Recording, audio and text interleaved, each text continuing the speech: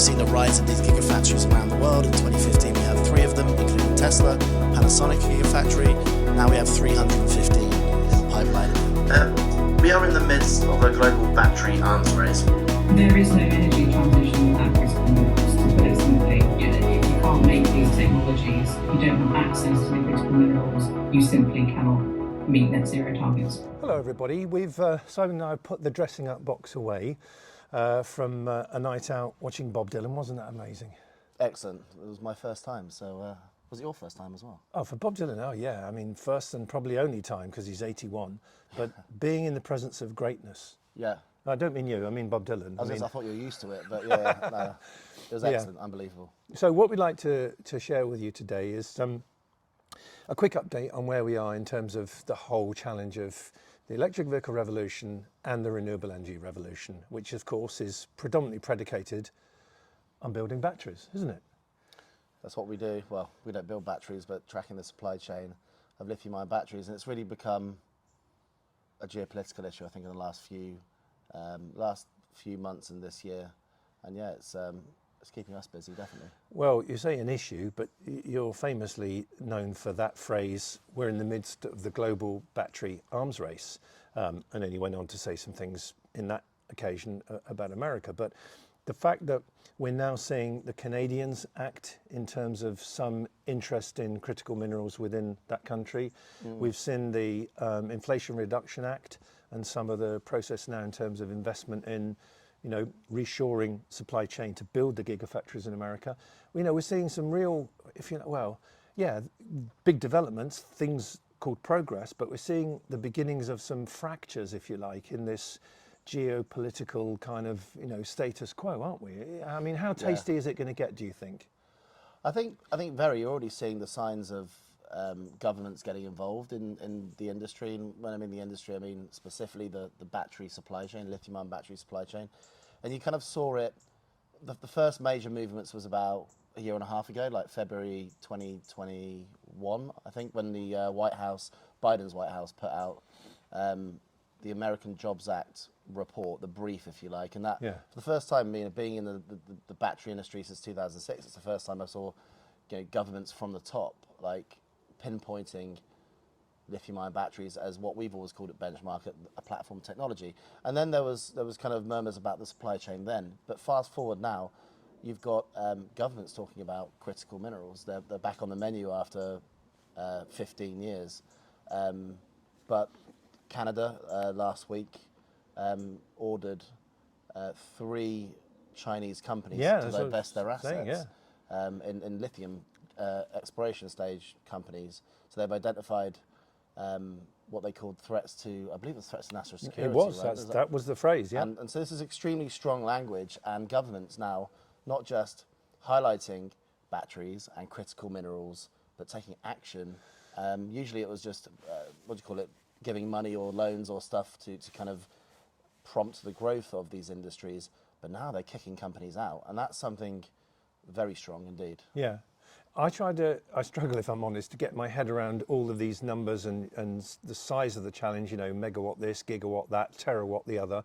And I think your company recently put out a report saying, I think it was 2030, maybe it was 2035, 7 terawatts of battery capacity being manufactured each and every year around the world from circa 300 gigafactories. That was your report, wasn't it? Yeah. We tracked the build out of gigafactories and capacity over a 10-year pipeline. We put this out every month.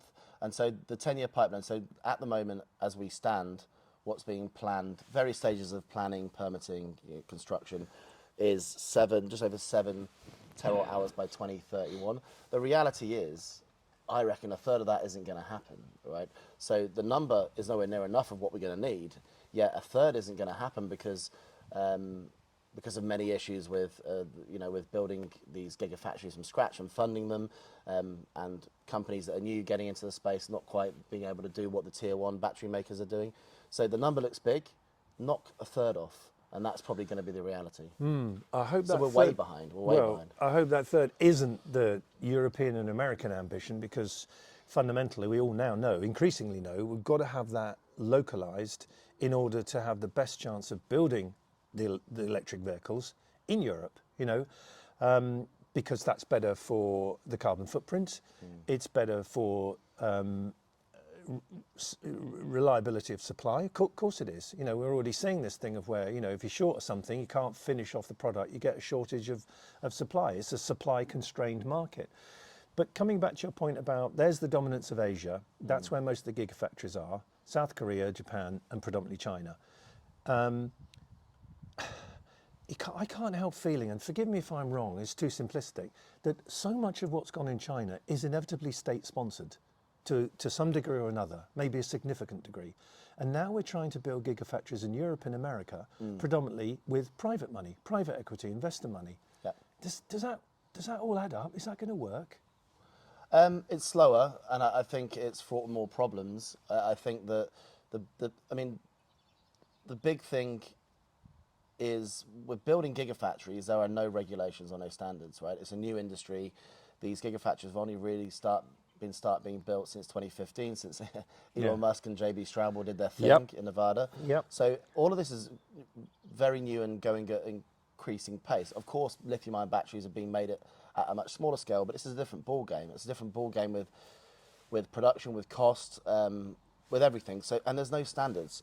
There's no investment standards for it. So new people coming in have to make their own judgments and their own rules on putting billions and billions of dollars into building just one of these things. Go to mining. Mining has some of the most, NI 43101, especially in Canada.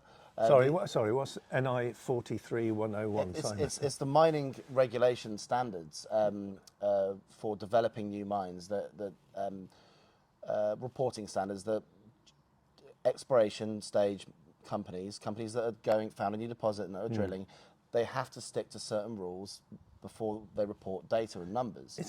Does that mean licensing? Is that a catch-all? Is that a different thing? A different thing. It's more like when you're reporting how much lithium you've got in the ground, or how much graphite, cobalt, nickel, all these critical minerals. There are standards and regulations and hoops you have to go through, and experts you have to have sign off these documents before you report the numbers. Which means when you're going to investors and asking for hundreds of millions to $1 billion to build a new mine, there's a certain standard, there's a certain confidence you can have with these numbers. And the reason mining has these is because of massive frauds that happened in the past, which was Bre-X was the biggest one. Google Bre-X, 1996. How do I spell that, Bre-X? BRE-X. Okay, right, okay. Now, look, learning all the time, so it's great to check these things out. Let's have a quick wrap up, because we don't want to keep people, particularly at the weekend, for too long. Are you optimistic or pessimistic in regard to this whole journey of having millions of electric vehicles and so much renewable energy that we're not reliant on any one part of the world anymore? Yeah. We know what that's doing to us right now. Optimistic, pessimistic, which are you? Optimistic. Why? Because it's going to happen. There are no major blockers for it to happen. Building batteries, scaling the raw materials in the supply chain, but it's going to be slower than people expect. For me, it's a generational challenge. It's not a 10-year challenge, which I think a lot of people coming into the industry think 10 years and it should be sorted. I think politicians are thinking that with the net zero targets. For me, it's a generational challenge out to 2050, and we will have it solved by then, but it's going to take time. Right, okay. So it's not a question of it can't happen, it can happen, but it's just a longer time frame. That's exactly what you just said. Yeah, and I know what people are going to say. They're going to say, well, new battery technologies come in and displace what we call classic lithium-ion battery flavors. Lithium-ion batteries are getting better, they're getting cheaper, and they're becoming abundant.